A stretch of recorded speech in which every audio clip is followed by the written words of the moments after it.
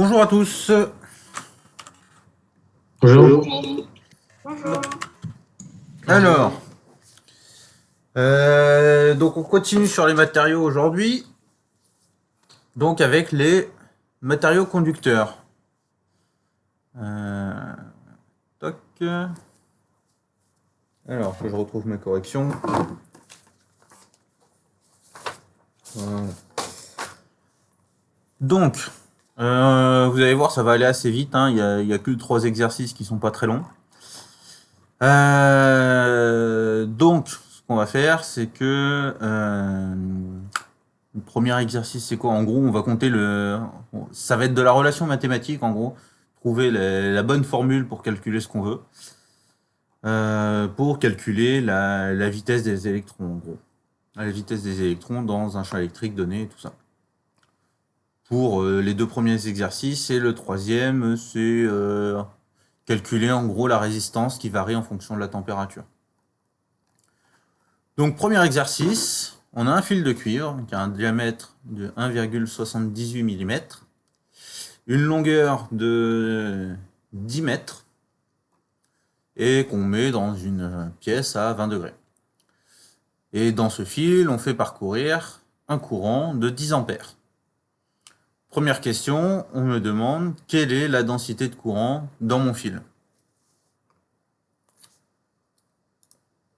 Ah, perdu. Gagné. Alors, je vous écoute, comment est-ce que je peux calculer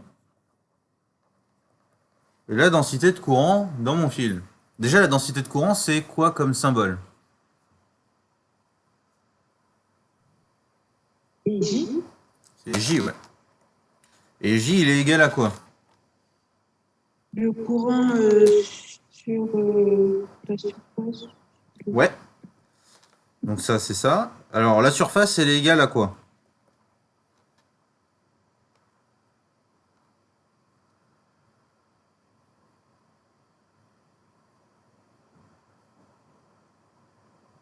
Pi r carré.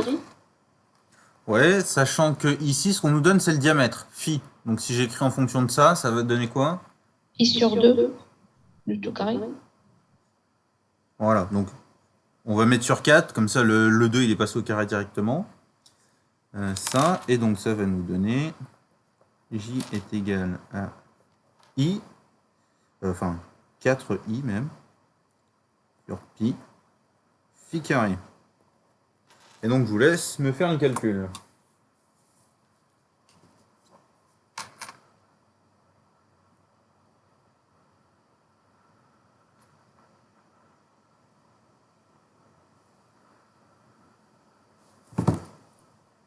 J'ai 4 fois 10 exposant 6.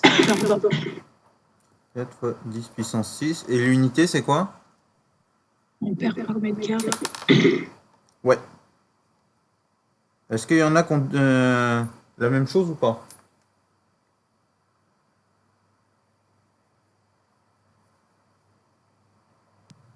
Oui, moi je pareil. Ouais, pareil. Alors, en ordre de grandeur, quand vous voyez ça, donc là, ce qu'on peut dire, si je mets en unité, voilà, ça fait 4 méga-ampères par mètre carré. Qu'est-ce que vous pensez de ce résultat? Bah, c'est énorme. Ouais, quand on voit comme ça, c'est vrai que ça fait énorme.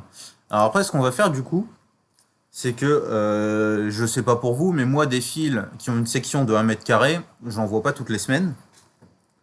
Ce que je vois, c'est quand je fais de l'électricité, c'est des sections, vous allez à Casto, ce sera en millimètres carrés. Donc là, si je veux le mettre en ampères par millimètre carré, ça me fait combien?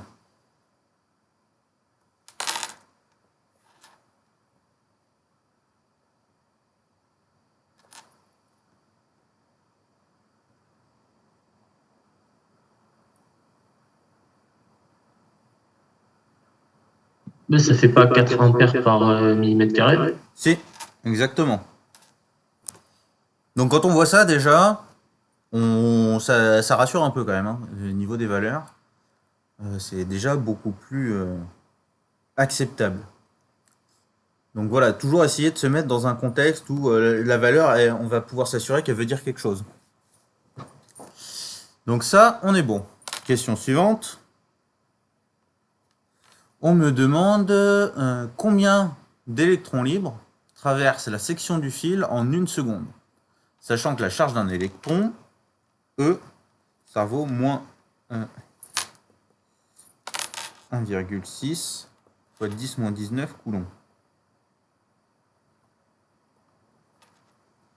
Comment est-ce que je peux calculer le nombre d'électrons que je vais avoir qui traversent la section de mon fil?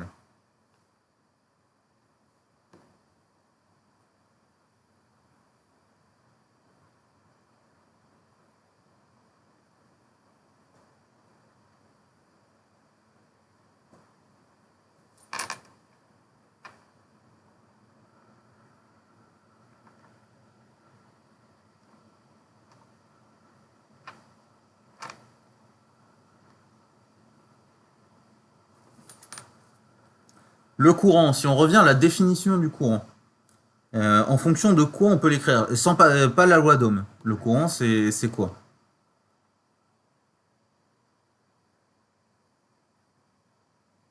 Vous avez dû voir, normalement, à une certaine époque, que le courant, il était égal à quelque chose, D de quelque chose sur dt. Ce quelque chose, c'est quoi?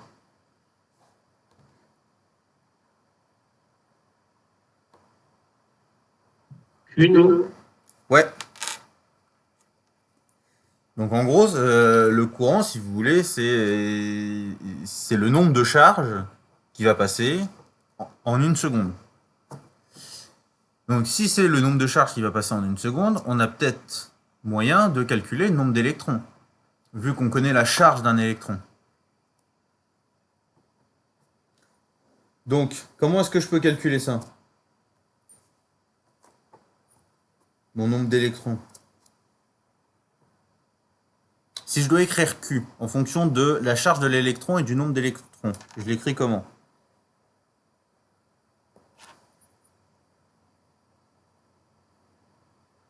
Ben, le nombre d'électrons fois la charge.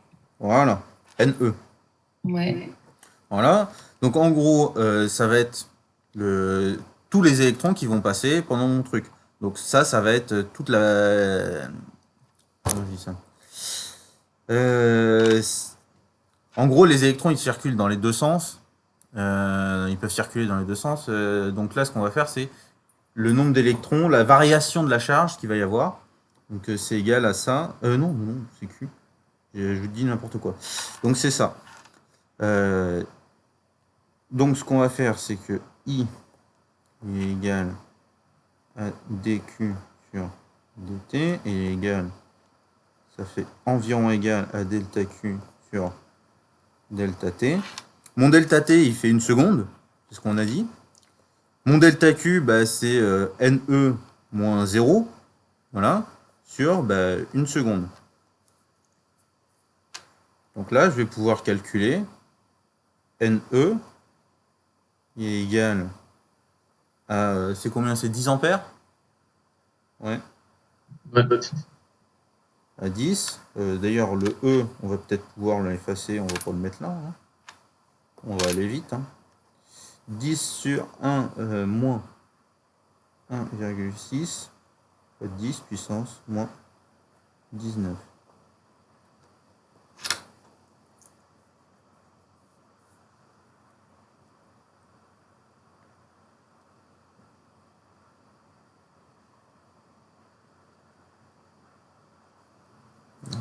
Bah là, ça fait moins 6, 25, 10 puissance 19. Alors, Ouais, moins pareil. 6,25, 10 puissance 19.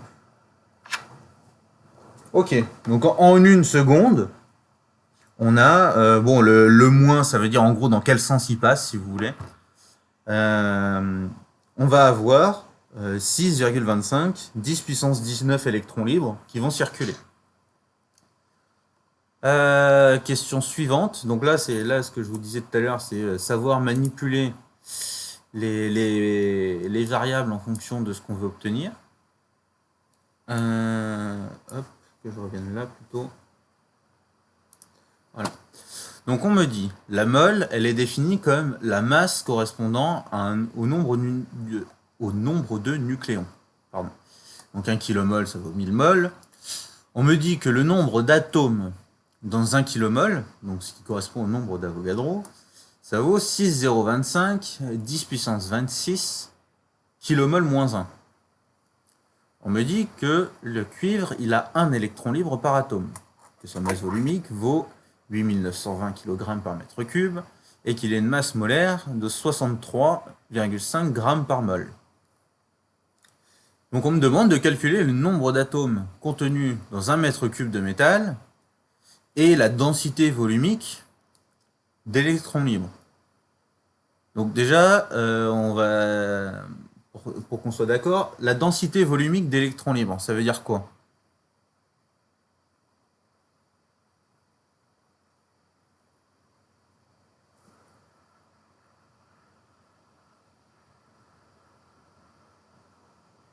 Mais c'est la densité volumique de ce qu'on a calculé là. En gros, c'est, enfin, si on doit le dire avec des mots, c'est Oui. combien est-ce que j'ai d'électrons libres dans 1 mètre cube. Densité Ah oui. volumique, voilà. En gros, c'est Oui. pour qu'on ait bien les mots pour calculer les choses correctement. Donc, on va revenir là. On me demande le nombre d'atomes dans 1 mètre cube de métal. Donc, le nombre d'atomes par mètre cube. C'est ce qu'on me demande de calculer. Comment est-ce que je vais pouvoir le calculer?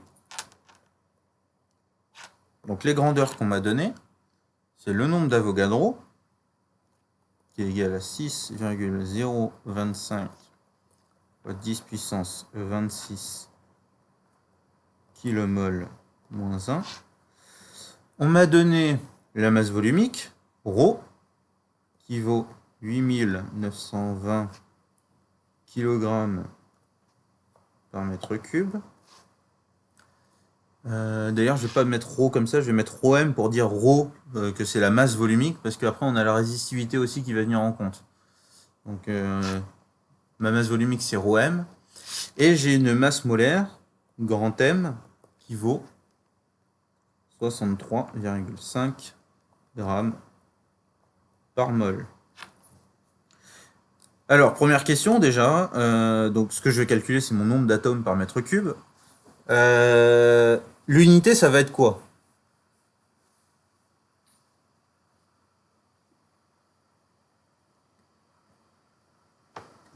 Ben, mètre cube moins 1. Voilà, des mètres moins 3. Moins 3, ouais, voilà. Voilà.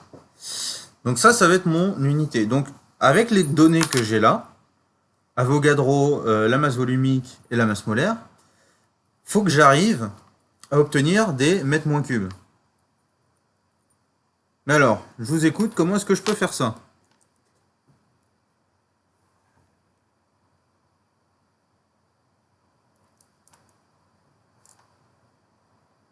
Il faudrait qu'on calcule la masse là d'abord. Ouais, on pourrait faire ça. Alors,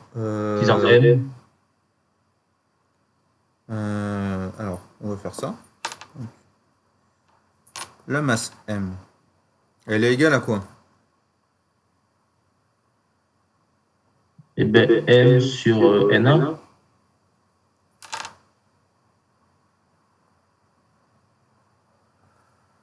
Tout le monde est d'accord avec ça?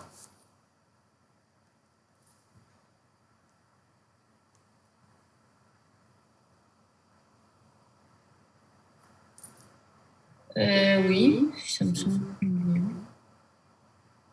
À prendre en kilomol pour Na moins 1. Ouais. Donc ce qu'il faudrait qu'on fasse, c'est que M, du coup, on fasse apparaître des kilomoles. Ah oui. Donc comment est-ce que, si je dois mettre avec des kilomoles... Et si on regarde d'ailleurs, on a même des grammes là. Sachant que la masse volumique, on a des kilogrammes.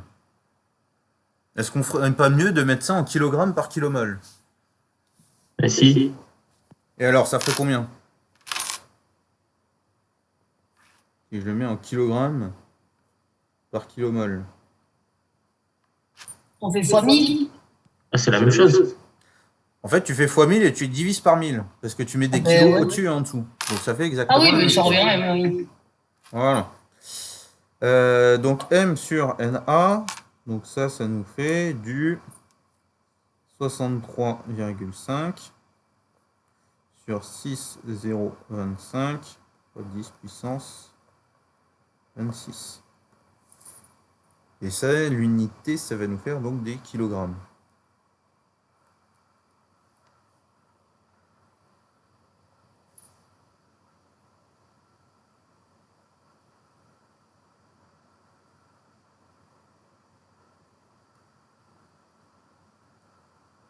Moi, j'ai trouvé 1,05 fois 10 puissance moins 25. 1,05 fois 10 puissance moins 25. Ouais, pareil.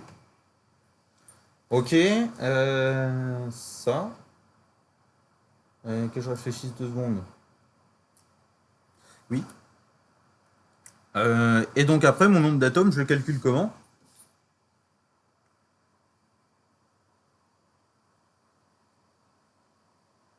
Parce que là, en fait, je suis ce que vous me dites de faire, hein. Moi, j'ai pas fait comme ça, j'ai fait autrement, mais... Après, il suffit de diviser par rho M, là. M, ouais. On a des mètres moins de 3. Alors, si je divise par rho m, j'aurai des mètres cubes. Eh oui. Ben, par 1 sur M. Ce qu'on veut, là, dans les données qu'on a, du coup, on a... Donc, il nous reste donc NA, NAT par mètre cube, qui, lui, est en mètres moins cubes. On a M, qui est en kilogrammes. Et on a rho m, qui est en kilogrammes par mètre cube. On fait ρn sur m. Ouais. Je pense que ça devrait être bon. En tout cas, en termes d'unité, ça m'a l'air bon.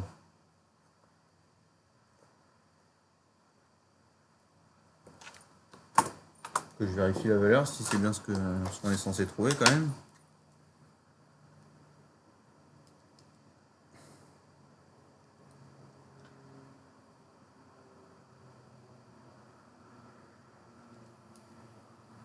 Ouais.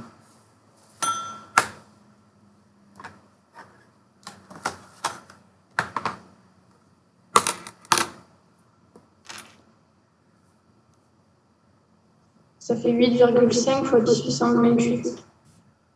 Ouais, pareil. Ok.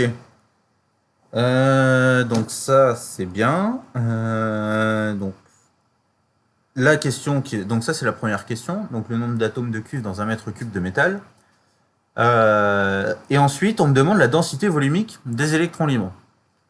Donc en gros, combien j'ai d'électrons libres dans un mètre cube de métal. Alors comment je fais pour passer de l'un à l'autre?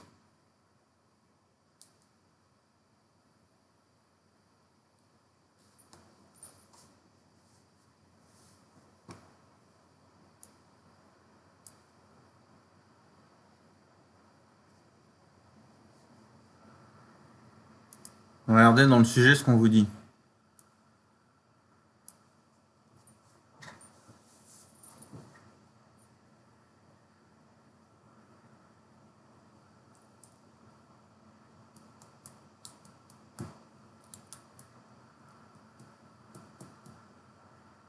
Si j'ai un électron libre par atome, ma densité volumique d'électrons libres par rapport à mon nombre d'atomes de cuivre dans un mètre cube de métal. Comment je passe de l'un à l'autre?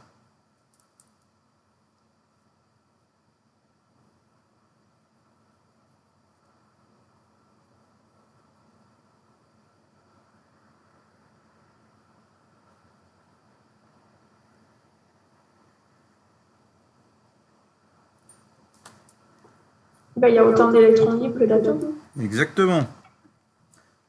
Donc, on a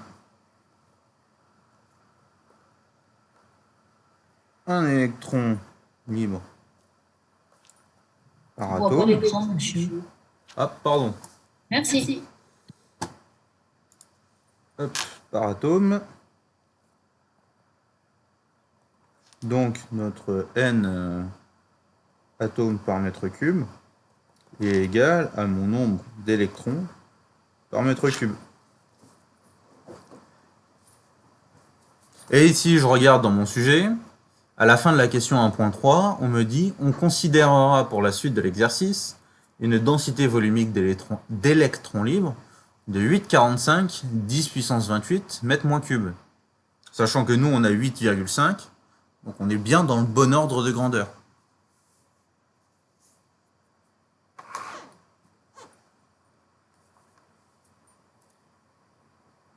Est-ce que c'est bon pour tout le monde là? Oui, c'est bon. Ouais, nickel. Impeccable. Hop là, où est-ce que je suis? Alors, question suivante. On me demande de calculer la vitesse de déplacement des électrons libres dans le fil. Et après, on va me demander à quoi correspond le signe moins. Donc, comment est-ce que je calcule une vitesse?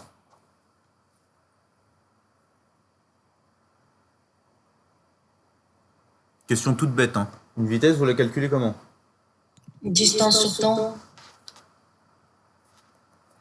D sur T. Donc ça, on l'a, ok.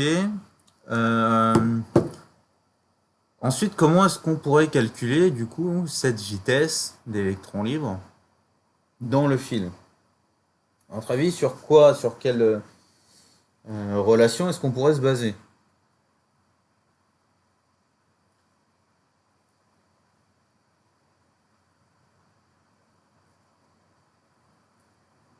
Une autre relation de V. Alors, C'est ça la question? alors, ce qu'on va faire, c'est plutôt que... D'ailleurs, c'est pas D, c'est L qu'on nous a donné pour la longueur du fil. Faut que j'écrive les bons trucs, parce que sinon on sera perdu.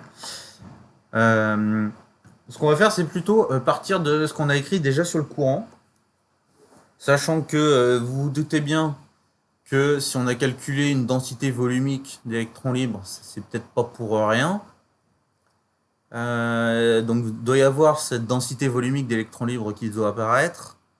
On devrait avoir très certainement du courant. Alors comment est-ce que je peux faire ça?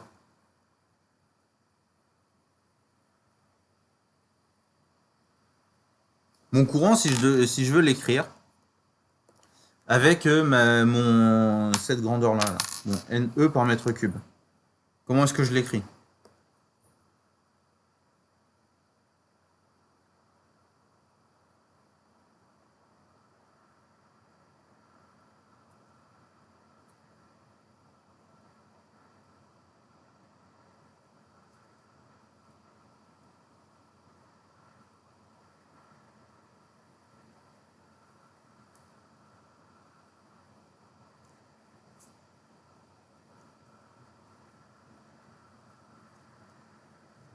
Pas trop d'idées là, je sais pas. Pas trop. Non.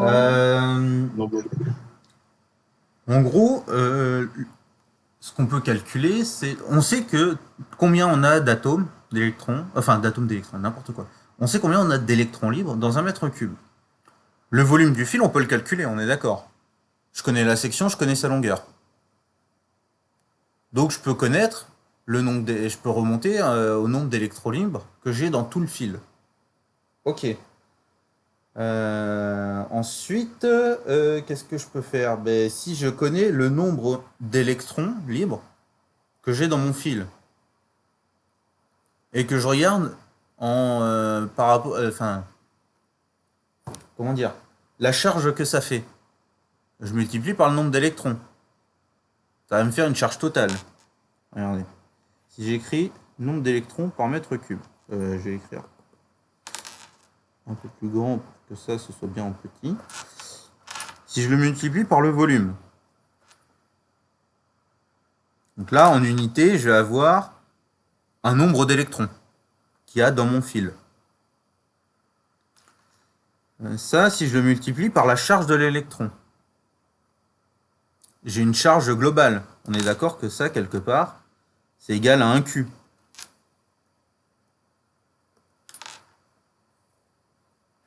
Ça, l'unité, c'est des coulombs. On est d'accord ou pas? Ouais. Ouais. Donc si c'est des coulombs et que je vais écrire mon courant, mon courant, ouais, je peux le diviser par delta T.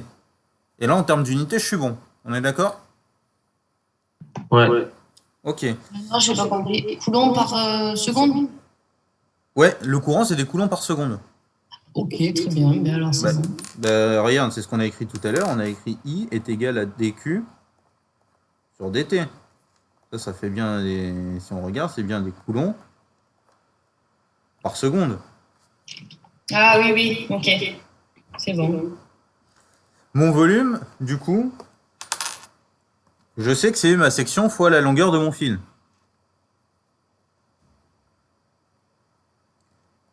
Ma section, je l'ai calculée. La longueur de mon fil, je la connais. Ça, je connais. Hop. Delta T. Si ici, je vous mets un delta, est-ce que vous êtes capable de m'écrire le courant en fonction de la vitesse des électrons? Si vous mettez un delta, j'ai pas vu. Voilà. Ah oui, là.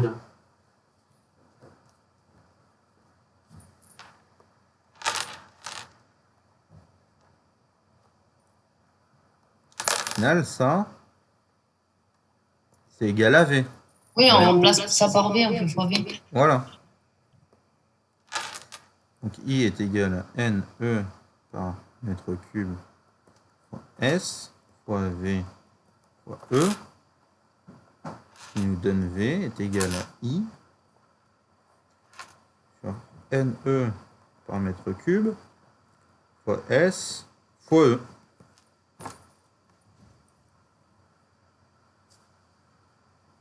Et donc là, il vous reste à me faire le calcul.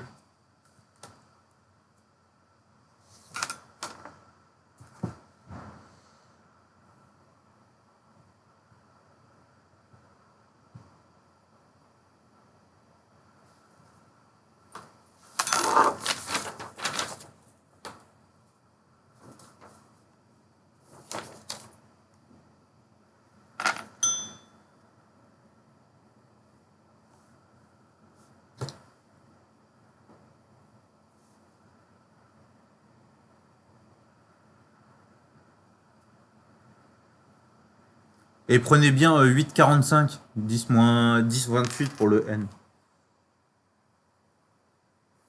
Comme c'est ce qu'on nous impose dans le sujet.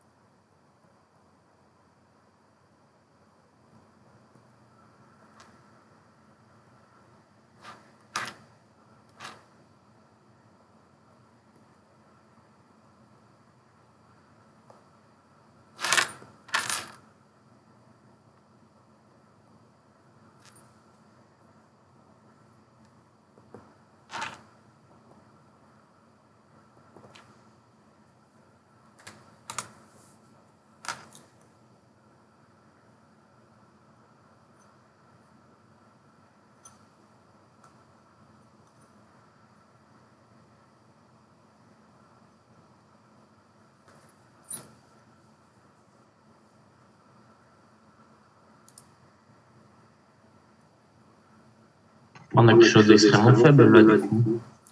Ouais, vas-y, dis-moi, t'as combien? Moi, j'ai moins 2,97, 10 puissance moins 42 et mètres par seconde. Moins 42? Moi, j'ai moins 4. Ouais, Ouais, moi ouais. j'avais C'est moins 4. ouais, moi j'avais du moins 4, ouais. Ouais, c'est pour ça, je sais pas, j'ai. Est-ce que t'as bien mis 10 moins 19? Et non, c'est ça. Voilà. Mais moi, j'ai moins 1,48. J'ai pas moins 2,97. T'as moins 1,48. Alors, sachant que là, phi carré, c'était combien? C'était hop, ah, i fois mon phi, c'était du combien? Du 1,78 au carré fois ça. Du coup, sur du 10 puissance moins 6, Donc le 10 puissance moins 6, il va même ici. Comment est-ce que tu as pu avoir la moitié, toi?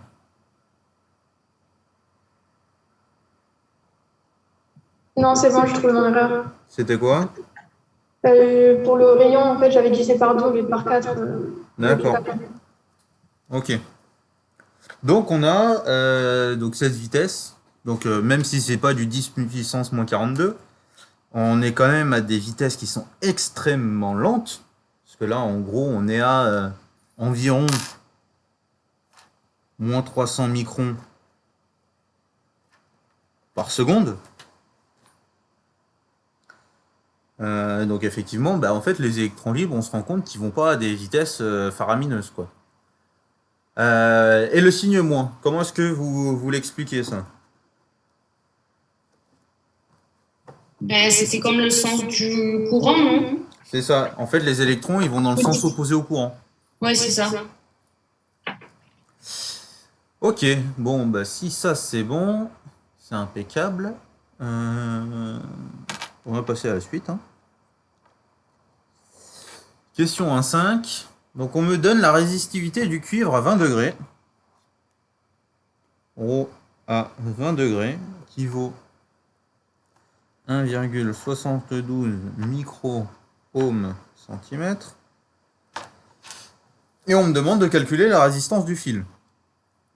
Alors, comment est-ce que je calcule la résistance à partir de la résistivité?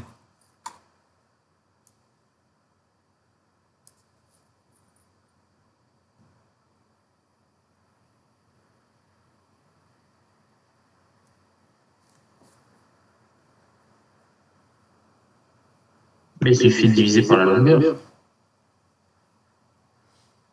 Alors là, malheureusement, il y a un petit truc en plus. C'est pas juste ça.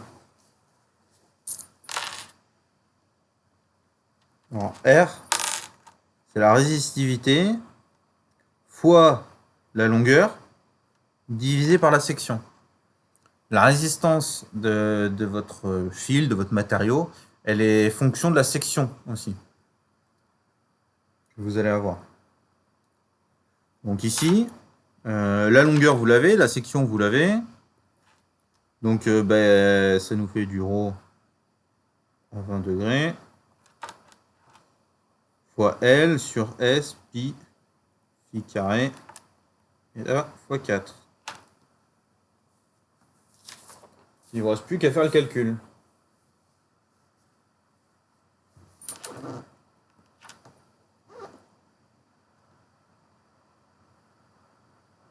Et le rho, on ne le met pas en ohm centimètre. Si, en ohm mètre même. Donc ça fait combien d'ohm mètre le 1,72 là? Déjà, si je mets en ohm centimètre, ça fait combien? Je multiplie par 10 puissance combien? Moins 6. Moins 6. Et après, les centimètres, c'est combien? Par rapport au mètre? 10 Voilà. puissance moins 2. Donc, moins 6 et moins 8, et moins 2, ça fait du moins 8.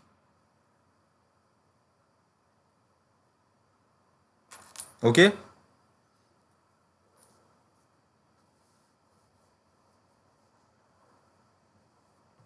Du coup, là, ça fait 1,23 fois 10 puissance moins 4.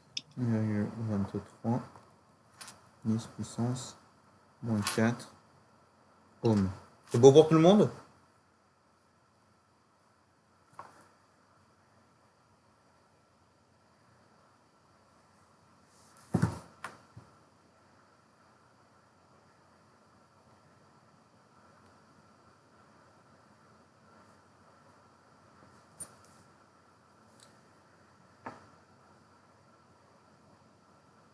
Répondez pas tous à la fois.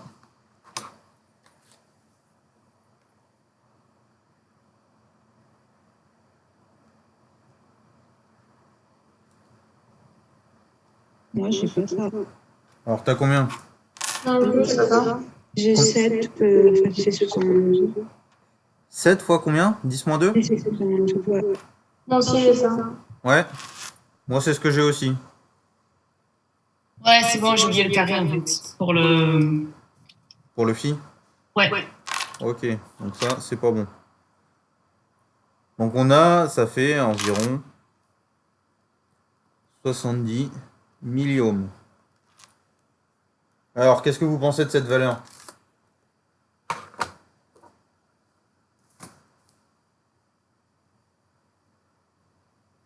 Bah, c'est faible, mais après, je pense que c'est normal. Alors, pourquoi ce serait normal? Ben, parce qu'on avait. En gros, avec le degré, il était faible déjà. Alors, on va raisonner plus généralement. Un fil, ça sert à quoi? Un fil conducteur, comme on a là.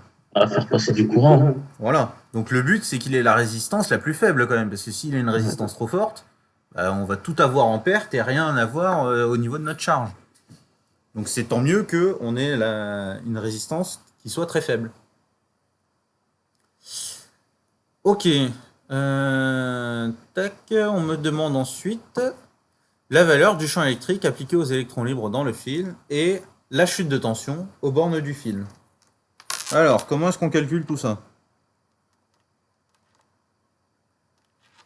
Le champ électrique, c'est E. Alors, comment ça se calcule, ça?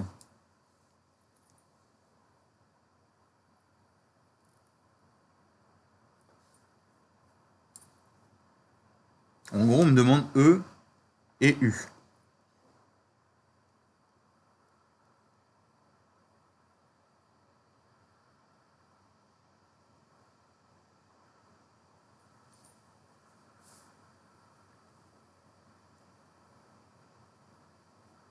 Là, avec le problème qu'on a, si je vous demandais de me calculer, disons que le E y est pas pour le moment, je vous demande juste de me calculer U. Vous feriez comment?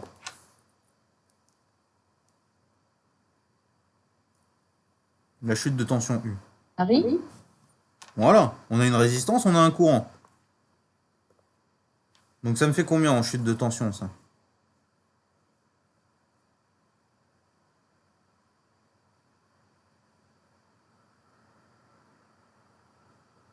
C'est du 0,7 volts. Ok. Maintenant, le champ électrique, sa définition, c'est quoi? Est-ce que, enfin, si vous savez pas, dites-le, comme ça, on évite d'attendre. Je m'en rappelle plus, moi. Le champ électrique, en fait, son unité, c'est des volts par mètre, et ça va être la différence de potentiel sur la longueur considérée. Donc ici, du coup, on va avoir du U sur L. L qui vaut combien? 10 mètres. Donc on va avoir 0,07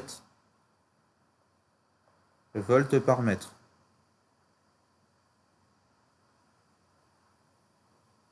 C'est bon pour tout le monde? Oui. Voilà, c'est juste tout bêtement calculer ça. Et autrement, E, vous pouviez aussi le calculer avec l'équivalent de la loi d'Ohm, en fait. C'est ρ fois J. C'est exactement la même chose.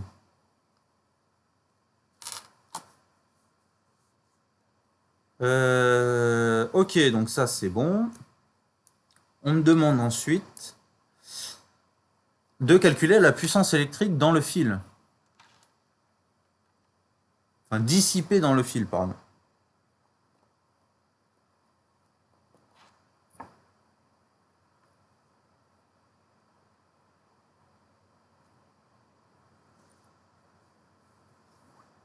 Faut pas chercher compliqué, hein. U fois I? Comment? U fois I? Ouais.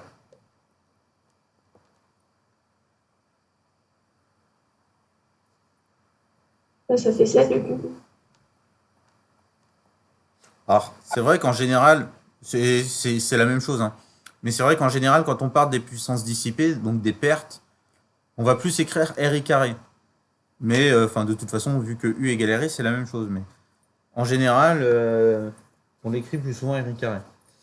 Ensuite, la puissance volumique, donc du coup, bah, c'est cette puissance divisée par bah, le volume du fil.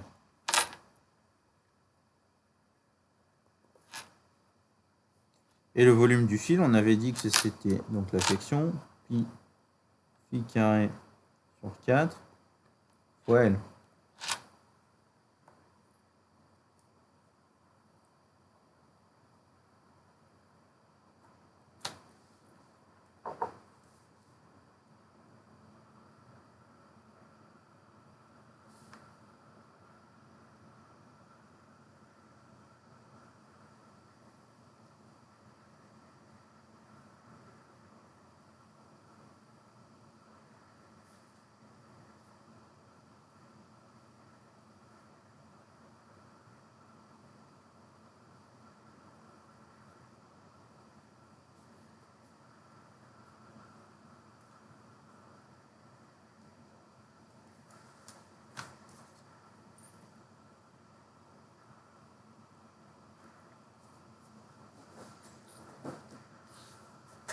J'ai environ 280 000.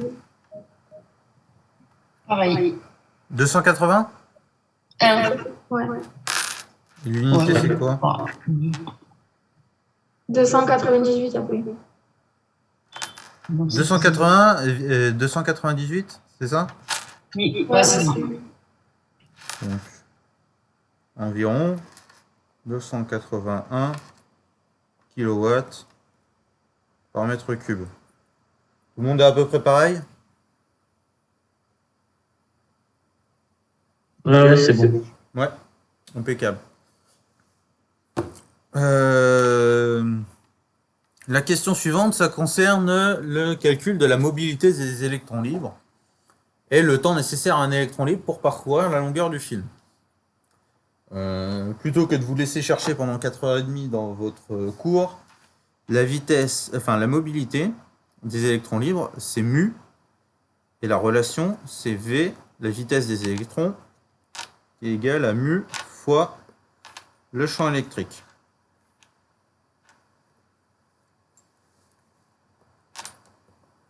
Et donc cette mobilité, c'est égal à la vitesse sur le champ. Donc je vous laisse me faire le calcul et surtout me donner l'unité qu'on va avoir.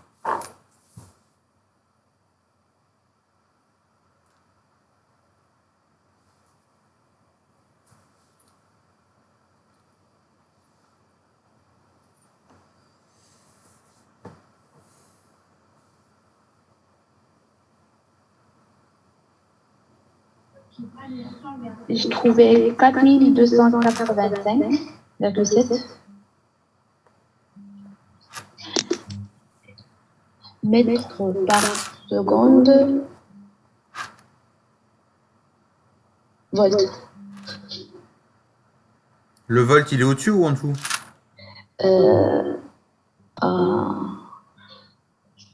En dessous, C'est des volts par seconde, non? Toi, tu me dis des volts seconde moins 1.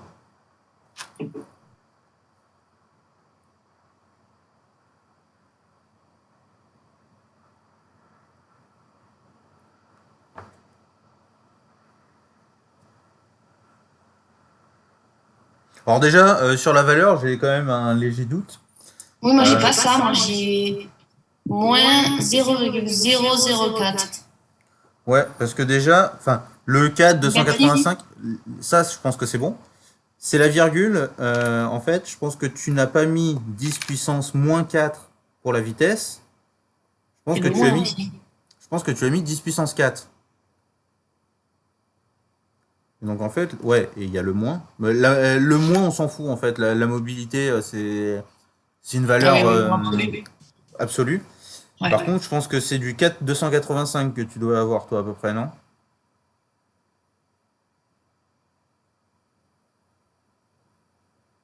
Non, d'ailleurs, attends, il y a des zéros. Attends. Et tu m'as dit que tu avais combien? Mais moi, du coup, ça fait moins 0,0042. Donc il y a combien de zéros? 2 avant, après virgule.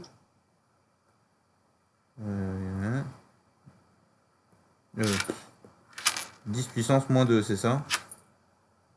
4,2. 4,2 Ouais. fois 10 puissance moins 2, c'est ça? Moins 3, du coup. Moi, j'ai moins 3. Pardon. Moins 3, ouais. Excusez-moi. L'unité, tout le monde est d'accord ou pas?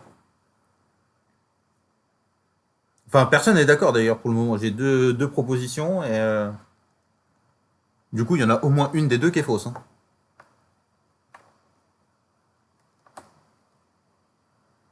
Ben, en fait, on fait des mètres divisés par des secondes fois des volts divisés par des mètres. Donc les mètres, ils s'annulent. Du coup, ça fait des volts par seconde. Enfin, pour moi, après, je sais pas. Ça fait des mètres seconde moins 1 divisé par les volts mètres moins 1. Ça, chez moi, ça fait des mètres carrés, volts moins moins 1, volt 1. moins 1. Voilà. 。 Ouais. 。 Donc, Ouais. 1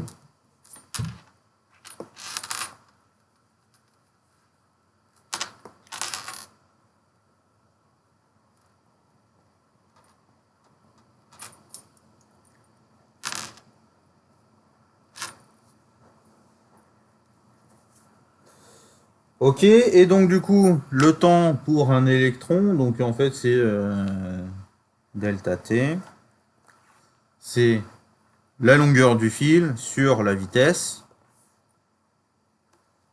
Donc ça c'est vrai que c'est pas forcément un calcul qui a quelque chose à voir avec le calcul de la mobilité, mais bon, c'est pour faire la dernière question. Donc on a 10 mètres sur, c'était quoi, 3 10 moins 4 à peu près.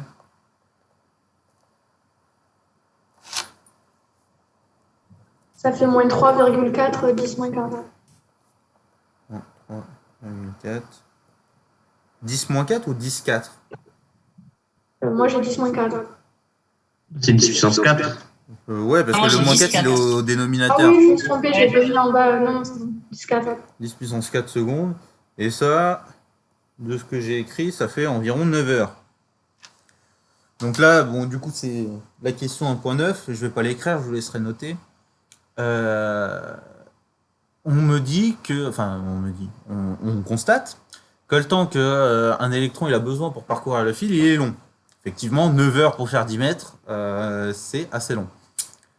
Par contre, ce qu'on a tous remarqué, c'est que quand on appuie sur l'interrupteur, donc quand on met sous tension le circuit électrique, on a un établissement du courant qui est instantané. Quand vous appuyez sur l'interrupteur à la maison pour mettre la lumière, vous n'avez pas 9 heures avant que la lumière elle s'allume.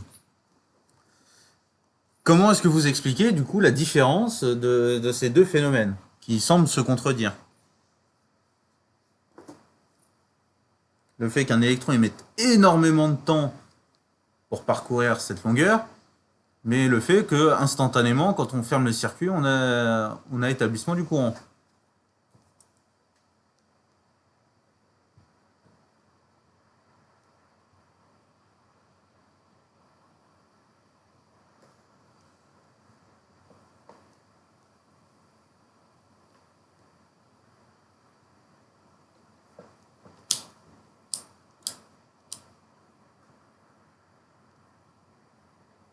Vous n'avez pas d'idée?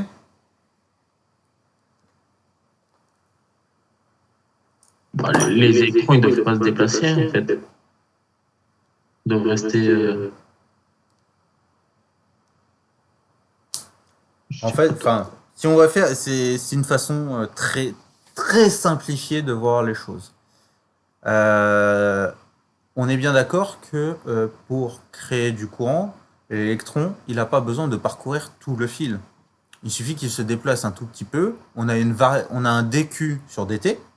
On a une variation de la charge dans le temps. Donc on va avoir établissement d'un courant. Vous vous doutez bien que les électrons libres, c'est pas parce qu'on a rouvert le circuit qu'ils vont disparaître. Les électrons libres, ils seront toujours là. C'est comme... comment dire? Je sais pas s'il y en a qui ont déjà fait ça. Il y a le tuyau d'arrosage qui est à l'extérieur. Vous ouvrez le robinet, vous avez l'eau qui sort, très bien.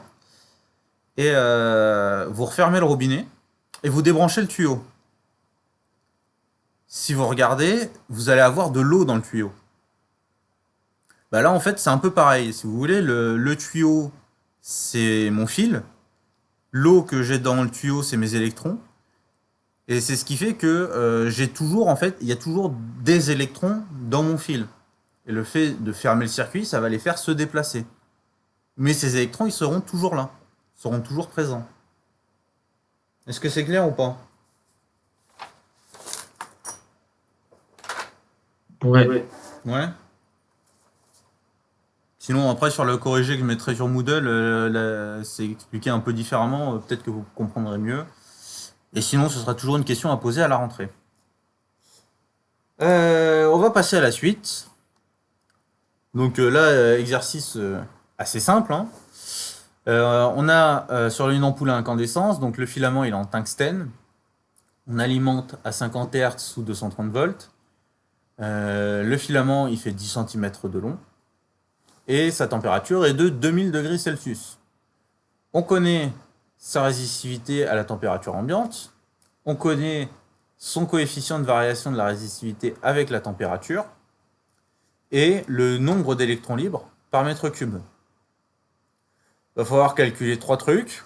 La vitesse des électrons libres, leur mobilité et la distance que parcourt un électron libre durant une période.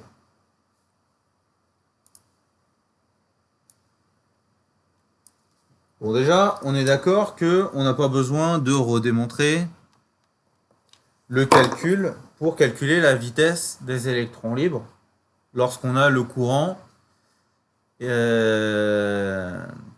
Lorsqu'on a le courant, et qu'est-ce qu'on avait besoin d'autre?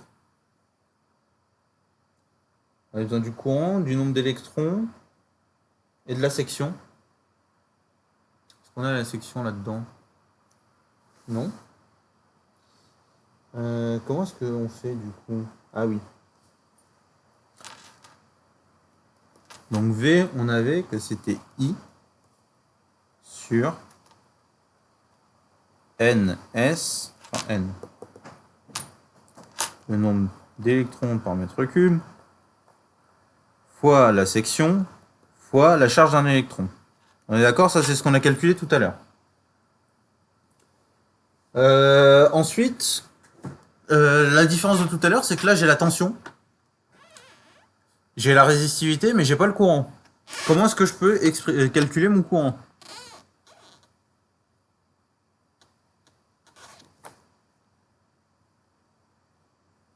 Ben, le courant sur la résistivité. Alors, la tension sur la résistance, et du coup, on va faire apparaître la résistivité à travers la résistance. Ouais. C'est ça que tu voulais dire? Ouais, ouais. Ok. Donc, U fois S sur R fois L, la longueur du fil. R, pas R. Rho.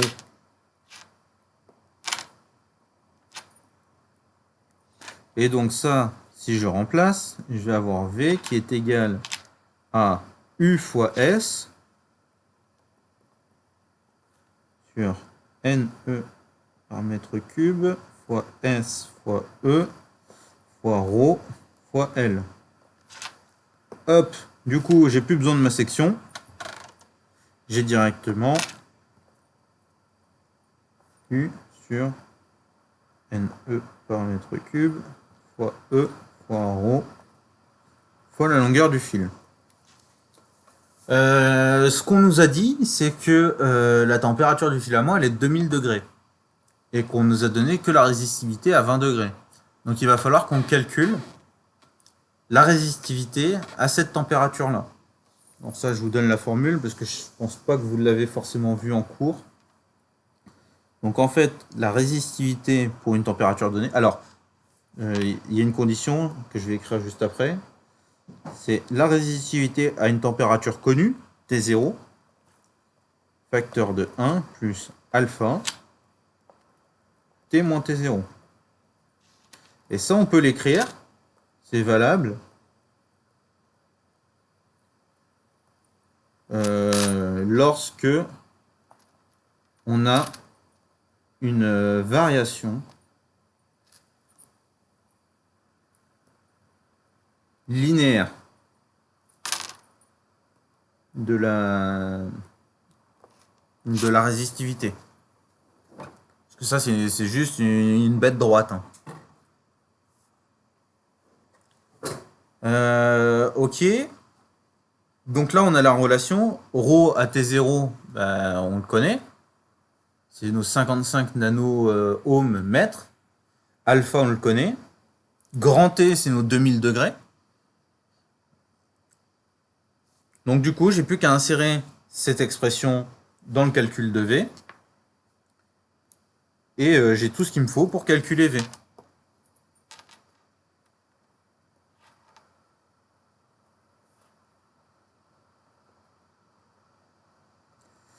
Point E, point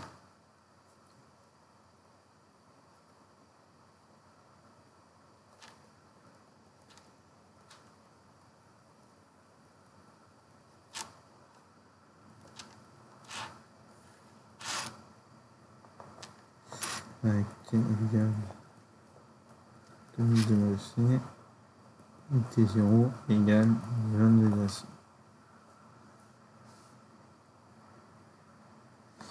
Donc je vous laisse me faire le calcul.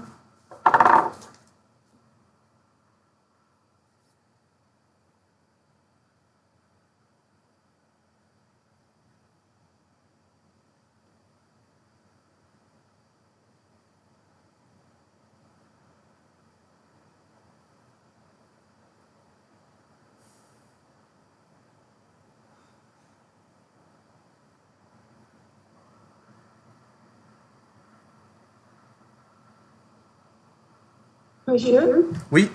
du coup, le NE par mètre cube, là, ça correspond au petit n qui nous donne. Ouais. Ok.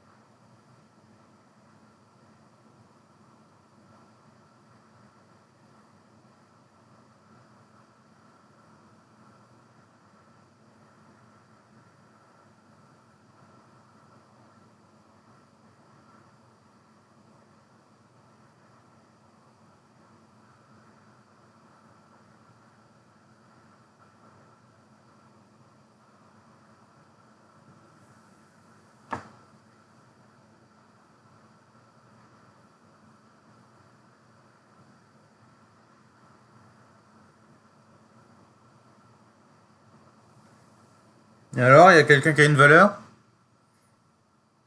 Moi, j'ai 0,22, pardon. 0,22 mètres par seconde. Ouais. Quelqu'un d'autre qui a pareil?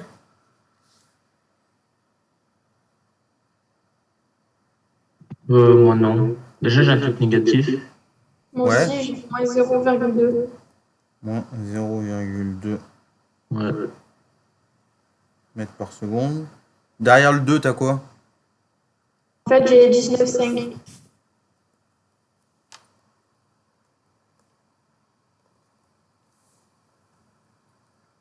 Moi, c'est aussi ce que j'ai personnellement.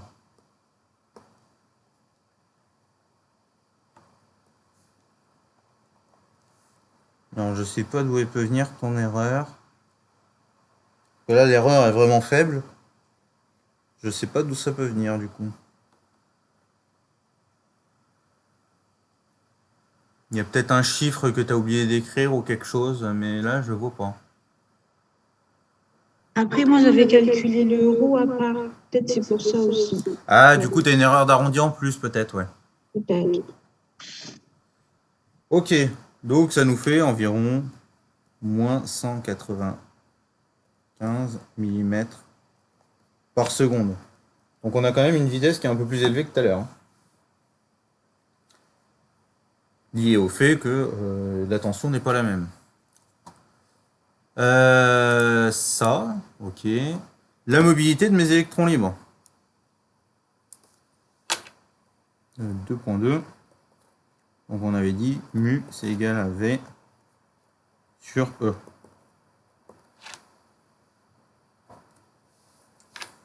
Donc V fois L sur U.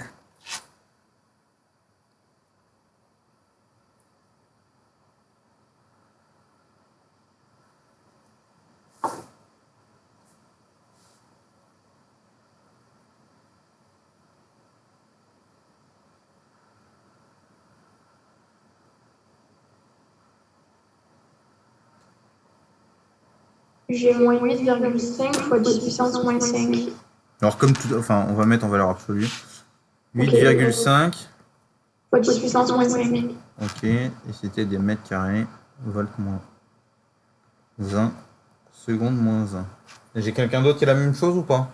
Ouais, j'ai trouvé pareil. Impeccable. Puis dernière question.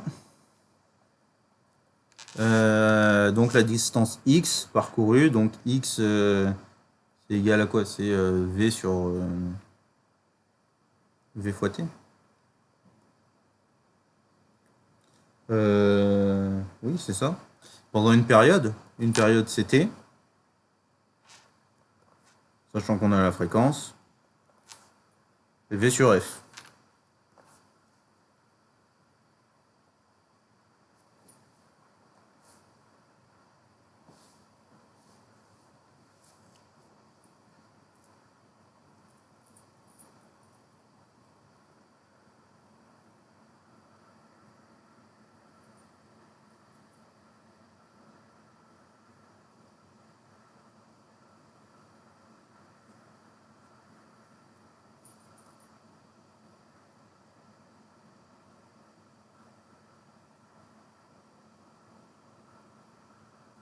J'ai moins 3,9, 10 puissance moins 3.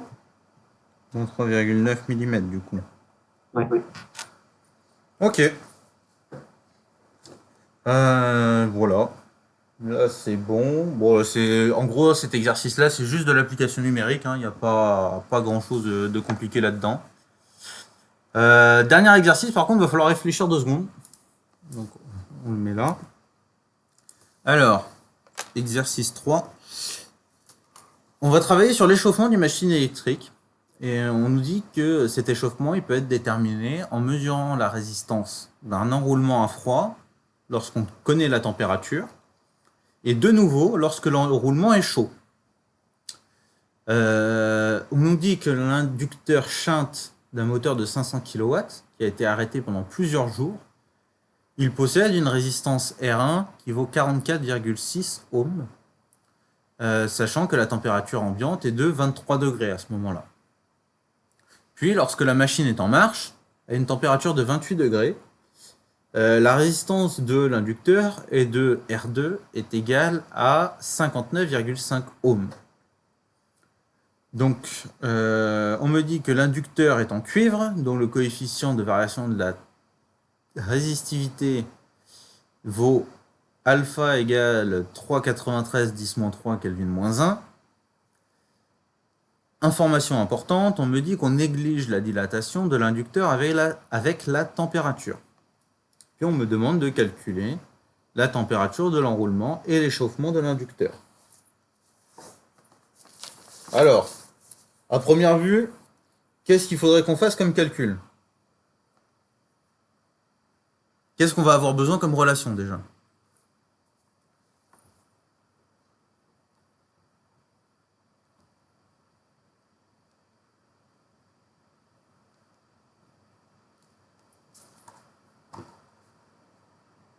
Déjà, ce alpha, dans quelle relation vous l'avez déjà vu? Dans rho. Voilà. Donc, on va revenir là. Donc, on sait que ρ de t, il est égal à ρ de t0, facteur de 1, plus alpha, t moins t0. Donc ça, je suis à peu près sûr que je vais en avoir besoin. Le truc, c'est que là, on m'a donné des résistances.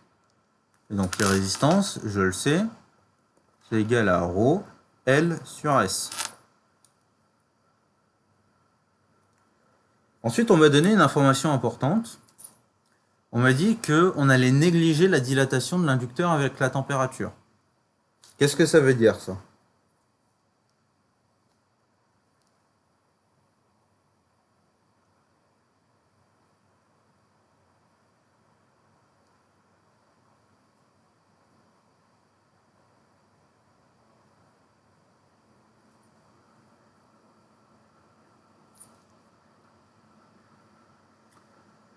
Si j'ai un matériau qui se dilate, qu'est-ce qui va changer chez lui?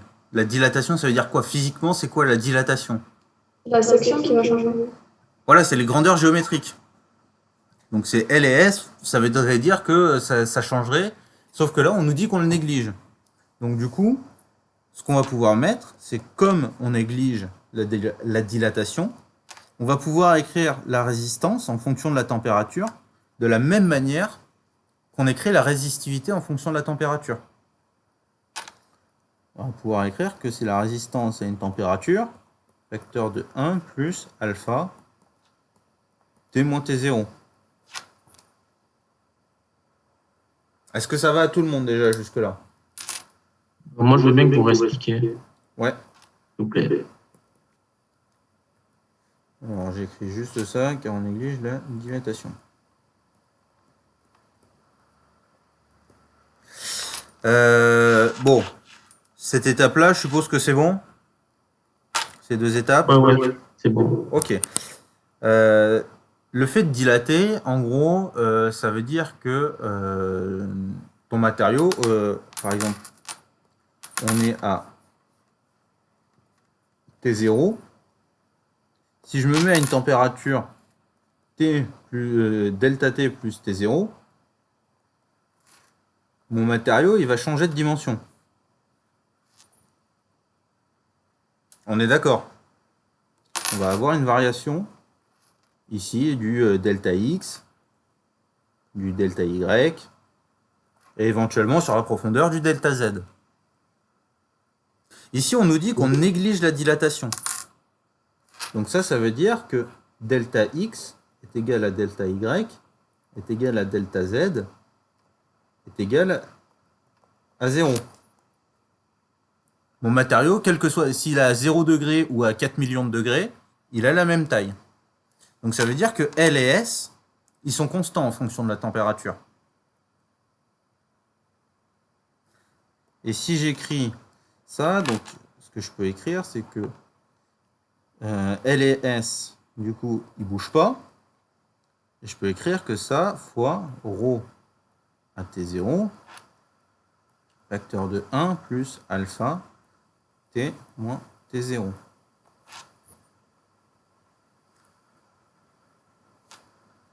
Et du coup, hop, on va l'écrire à côté plutôt. Et ce que je remarque ici, c'est que ça, c'est égal à R à T0.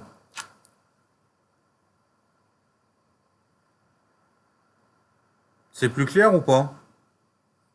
Ouais, très bien, merci. Ok. On a ça. Et donc, ce qu'on veut savoir, c'est la température de l'enroulement. Déjà, il faut qu'on définisse deux trucs. T0, ça vaut combien? Et T, ça vaut combien?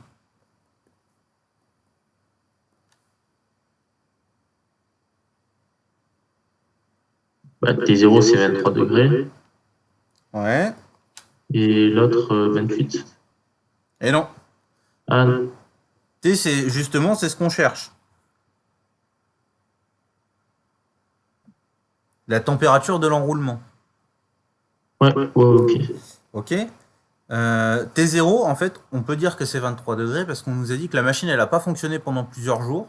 Et quand on a fait la mesure de la résistance, et ben du coup, la pièce était à 23 degrés. Donc ça veut dire que l'enroulement, il était à la température de la pièce, si la machine n'a pas fonctionné.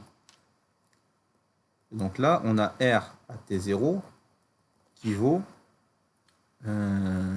combien? 44,6 ohms.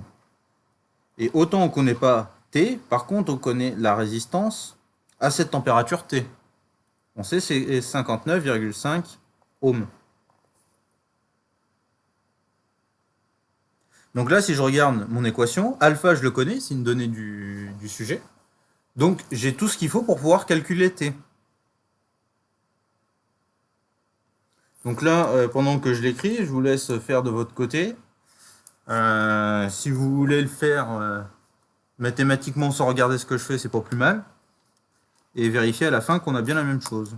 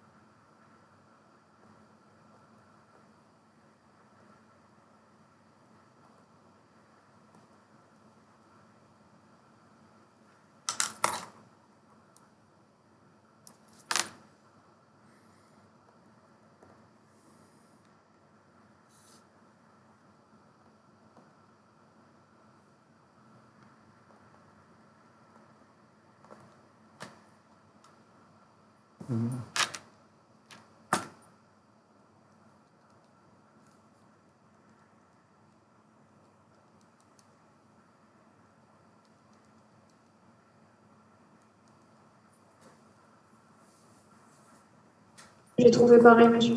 T'as trouvé pareil? Ouais. Les autres?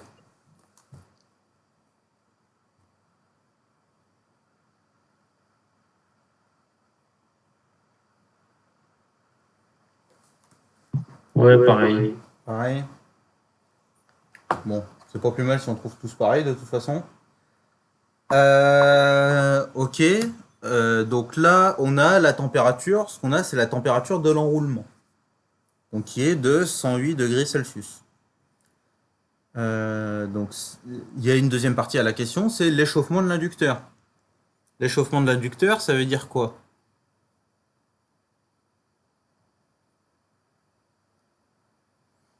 En gros, c'est la différence de température entre l'ambiant et la température de l'inducteur.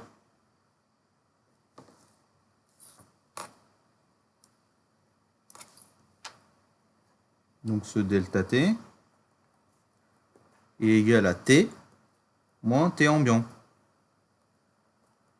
Donc ça nous fait 108 moins 23 ou 28?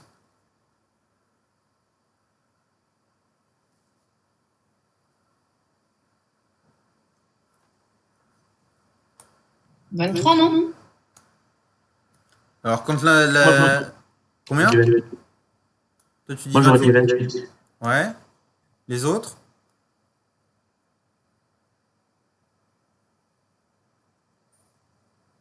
Ouais, 28 aussi.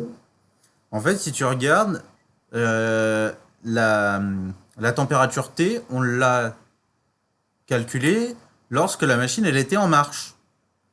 Et quand la machine est en marche, la température ambiante elle est de 28 degrés. Oui, je viens de voir en fait. Donc on a un échauffement de 80 degrés Celsius. Est-ce que c'est beau pour tout le monde? Oui, c'est bon. C'est bon? Donc du coup, on se revoit dans 10 jours. Pensez, si vous révisez un peu pendant les vacances ou avant la séance de TD, à m'envoyer si vous avez des questions pour qu'on puisse y répondre ensemble. Et sinon, s'il n'y a pas de questions, ben, je vous souhaite de bonnes vacances et puis à dans 10 jours. Merci, vous aussi, au revoir. Merci. Merci. Au revoir. Au revoir.